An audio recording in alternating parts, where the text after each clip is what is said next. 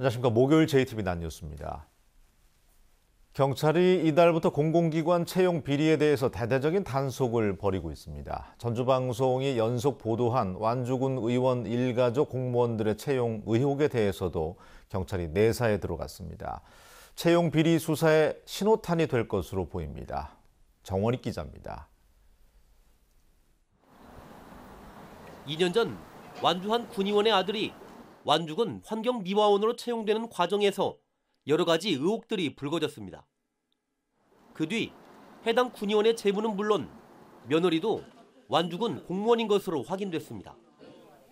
해당 의원이 의원직을 시작한 지 5년 만에 벌어진 일들입니다.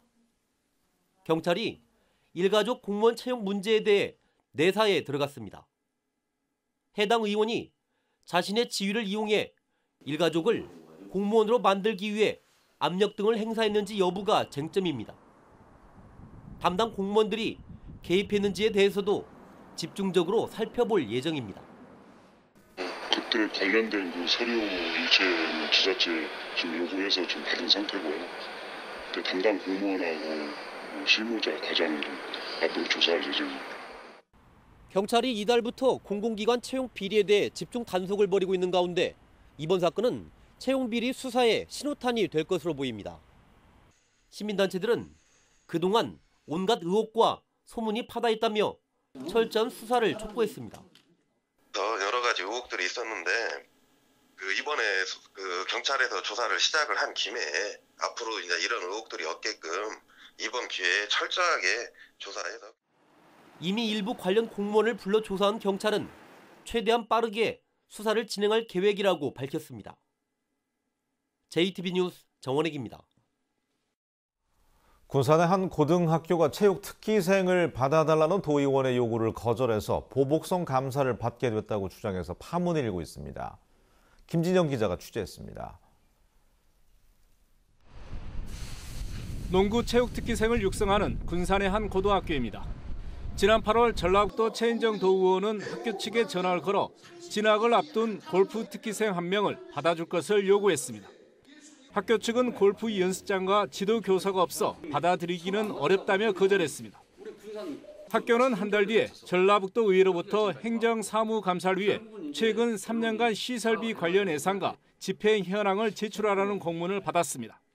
또 학교장에 대해서는 행정감사에 증인으로 출석해 줄 것을 요구해왔습니다.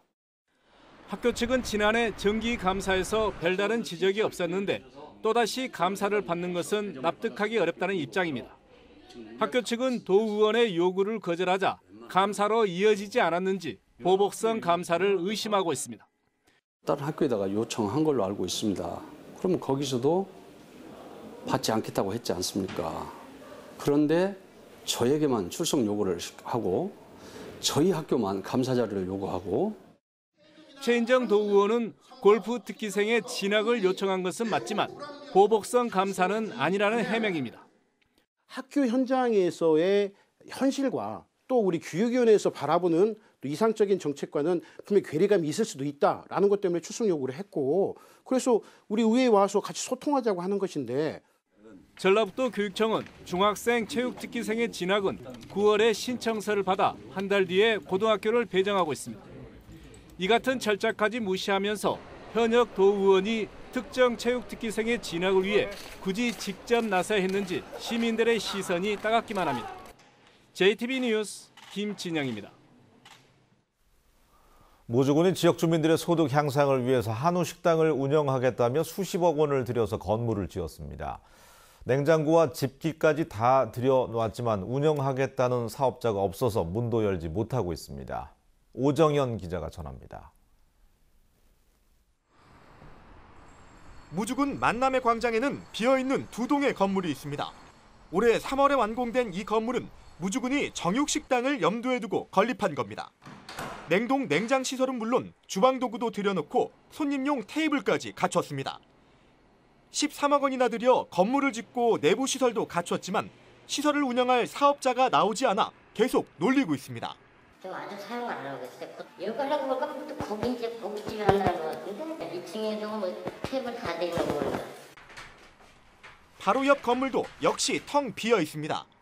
공방으로 사용된 건물을 2014년에 리모델링해서 식당으로 사용한다는 계획이었습니다. 하지만 역시 운영하겠다는 사업자가 나타나지 않았습니다.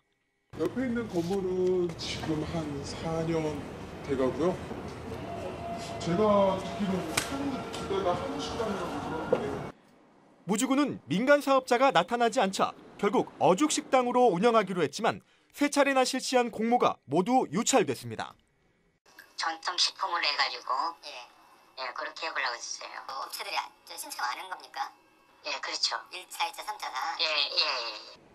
처음부터 수익성과 운영 주체 등은 제대로 따져보지도 않고 무턱대고 건물부터 짓자는 식으로 사업을 시작했다가 예산만 낭비하는 결과를 가져왔습니다. JTB 뉴스 오정현입니다. 스마트폰 사용이 크게 늘어나면서 전주시가 다양한 스마트폰 어플리케이션을 제공하고 있습니다. 그런데 거의 이용되지도 않고 사후 관리나 실태 조사도 겉돌고 있습니다. 하원호 기자가 보도합니다. 2013년에 개설된 전주 이폐기물 애플리케이션입니다. 건축 폐기물을 처리할 때 스마트폰으로 배출 신고서를 작성한다는 취지입니다. 앱을 다운받아 그대로 유지하는 건수는 지난해 기준으로 5건밖에 되지 않습니다. 스마트폰을 통해서도 신고를 할 수 있는데 이런 거 혹시 보신 적 있어요? 스마트폰으로 않고 아마 여기 자체 서면으로 아마 할 거예요. 굳이 이 앱을 사용하지 않고 구청에 와서 신고해도 아무 문제가 없습니다. 결국 이 스마트폰 앱은 지난 6월부터 사용이 중단됐습니다. 운영이 지금 실질적으로는 안 된다고 봐야 될 것 같아요. 사실 이게 실제에 와서 신청을 해도 되는 부분이고. 2015년에 전주 시정알림이 애플리케이션이 개설했지만 사용자가 적어 지난해 중단됐습니다. 장애인 콜택시 예약 서비스인 전주시 이지콜의 경우에는 다운로드 건수는 150건이지만 유지 건수는 한 건도 없었습니다. 또 1억 8천만 원을 들여 전주를 홍보하는 한바탕 애플리케이션을 개발했지만 현재 애플리케이션을 다운받아 사용하는 건수는 500건밖에 되지 않습니다. 기존에 개발된 앱과의 중복성 여부를 사전에 필터링하고 개발된 앱을 사후에 검증하고 평가할 수 있는 제도적인 정비가 보완되어야 합니다. 전주시 애플리케이션만이 제공할 수 있는 뚜렷한 기능이 없고 유지 보수 예산이 전혀 없는 애플리케이션도 있습니다. 단순히 보여주기식으로 운영되는 애플리케이션은 과감하게 폐지 통합하는 개선 방안이 시급합니다. JTB 뉴스 하원호입니다. 어린 자녀를 키우는 분들이라면 늦은 밤 고열로 신음하는 아이를 안고 응급실로 달려간 경험이 있을 텐데요. 저출산 문제가 갈수록 심각해지는 만큼 야간과 휴일에도 운영하는 달빛 어린이 병원과 공공산후조리원 같은 기반 시설을 확대해야 한다는 의견이 나왔습니다. 이승환 기자입니다. 전라북도에서 유일하게 달빛 어린이 병원을 운영하고 있는 전주의 한 대형 병원입니다. 이 병원 소아과는 평일은 밤 11시, 휴일에도 오후 6시까지 1년 365일 운영합니다. 늦은 밤이나 휴일, 아픈 자녀를 안고 발을 굴러야 하는 부모들에게는 더할 나위 없는 시설입니다.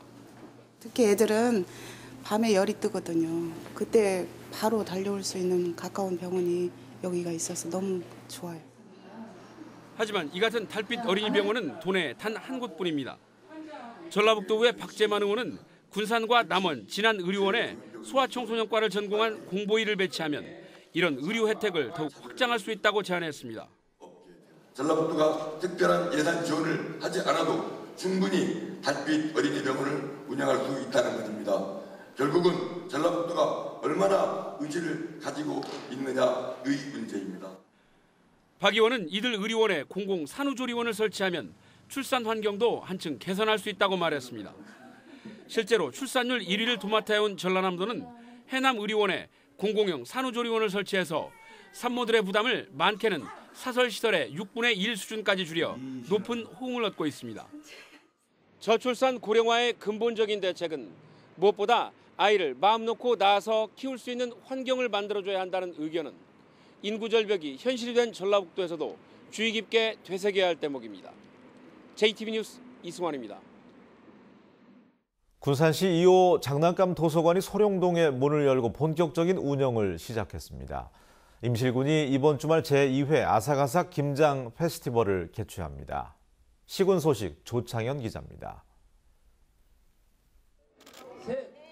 군산시 2호 장난감 도서관이 소룡동 행정복지센터 1층에 문을 열었습니다. 소룡동 장난감 도서관은 영유아의 신체적, 정서적 발달을 도울 수 있는 연령대별 장난감 700여 점을 갖췄습니다. 군산 시민이면 누구나 회원 가입 후 이용할 수 있으며 이용 가능 시간은 화요일부터 토요일까지입니다. 임실군이 오는 11일부터 이틀간 치즈 테마파크에서 제2회 아삭아삭 김장 페스티벌을 개최합니다. 올해 김장축제에는 지난해보다 2배 많은 2천여 명의 신청자가 몰렸으며 지역 농가가 재배한 배추와 고추, 무, 양파 등 농산물을 사용해 김장을 담급니다. 장수군이 홍로 사과의 홍콩 수출에 이어 후지 사과의 말레이시아 첫 수출에 성공했습니다. 장수군은 첫 수출분 4톤의 선적을 마쳤으며 내년 7월까지 총 100톤의 후지 사과를 수출할 계획입니다. 부안 지역 순수 예술인들의 잔치인 제16회 부안예술제가 내일부터 이틀간 열립니다. 올해 예술제에서는 창작 활동을 열심히 해온 지역 예술인들에 대한 공로패 수여와 열린 음악회, 국악제, 사진전 등 다양한 공연과 체험 행사가 부안예술회관 일원에서 진행됩니다. JTB 뉴스 조창인입니다. LX 한국국토정보공사 직원들이 실습 나온 여대생들에게 상습적으로 성희롱을 일삼아 왔지만 솜방망이 처벌에 그쳐서 제 식구 감싸기라는 의혹이 제기되고 있습니다. 여대생 3명은 올해 2월부터 4월까지 실습 기간 3개월 동안 LX공사 직원 3명에게 수차례에 걸쳐 성희롱과 성추행을 받아와 지난 6월 LX공사 성희롱 고충 상담원에게 상담 요청을 했습니다. 하지만 LX공사는 자체적인 성희롱으로 사건을 종결 처리하고 해당 관계자들은 1개월 감봉 처분에 그쳐서 징계 절차에 대한 논란이 일고 있습니다. 국회 조배숙 의원은 예결위 전체 회의에서 익산 석산 복구지에 불법 폐기물로 발생한 침출수 2만 톤을 정부가 즉시 조치해야 한다고 주장했습니다. 조 의원은 정부가 오염 원인자에게 책임을 묻는다는 원칙에 따라서 불법 폐기물을 해당 업체가 처리해야 한다는 입장이지만 업체가 이행하지 않고 있어서 환경 오염과 주민들의 피해가 우려된다고 말했습니다. 조 의원은 환경 오염을 막고 국민을 보호하는 일은 국가의 책무라며 정부가 행정 대집행으로 즉시 오염원을 제거한 뒤에 해당 업체에게 비용을 징수할 것을 촉구했습니다. 도내 농장 4곳에서 생산된 계란에서 살충제 성분인 피프로닐의 대사산물 피프로닐 설폰이 검출돼 폐기 조치됐습니다. 피프로닐 설폰의 잔류 허용 기준은 킬로그램당 0.02mg이며 도내 농장 4곳의 검출량은 0.03에서 최고 0.09mg으로 건강에 위해를 줄 정도는 아니라고 정부는 밝혔습니다. 피프로닐 설폰은 피프로닌이 체내 대사 과정을 거쳐서 생성되는 물질로 지난달부터 살충제 검사 항목에 추가됐습니다. 전주시가 유네스코와 함께 한지를 활용해서 아프리카 분쟁 지역의 세계 문화유산을 보호하기 위한 협력 사업을 추진하기로 의향서를 체결했습니다. 전주시는 아프리카 말리의 세계 문화유산을 보호하자는 내용의 전주 한지로 만들어진 족자 32개를 말리에 보내서 청소년들에게 문화유산 보존의 중요성을 알리는 데 활용토록 할 예정이라고 밝혔습니다. 고창 갯벌이 동학농민혁명기록물과 정읍 무성서원에 이어서 유네스코 세계유산 등재 최종 신청 대상으로 선정됐습니다. 문화재청은 내년 1월 세계유산센터에 등재 신청서를 제출할 예정이며 등재 여부는 오는 2019년에 열리는 세계유산위원회에서 결정됩니다. 고창 갯벌은 세계에서 가장 두꺼운 펄 퇴적층을 갖고 있고 생물의 다양성이 풍부하다는 점이 높은 평가를 받았습니다. 다음 달부터 입주가 이루어지는 전주 에코시티와 만성지구의 시내버스가 운행됩니다. 전주시는 다음 달 20일부터 전주 에코시티에 하루 17대의 버스가 6개 노선에서 177차례 운행할 계획이라고 밝혔습니다. 또 내년 2월부터는 만성지구 4개 노선에 28대의 버스를 투입해서 264차례 운행한다고 설명했습니다. 날씨입니다. 오늘은 대체로 맑겠습니다. 낮 최고 기온은 전주가 17도 등 16도에서 18도의 분포로 어제보다 1, 2도가량이 낮겠습니다. 미세먼지 농도는 보통 수준을 보이겠습니다. 내일은 대체로 맑다가 오후부터 밤까지 비가 오겠지만 5mm 안팎으로 많지는 않겠습니다. 비가 온 뒤에는 대체로 맑겠고 모레부터는 낮 기온이 크게 떨어질 것으로 보여서 건강 관리에 주의가 필요합니다.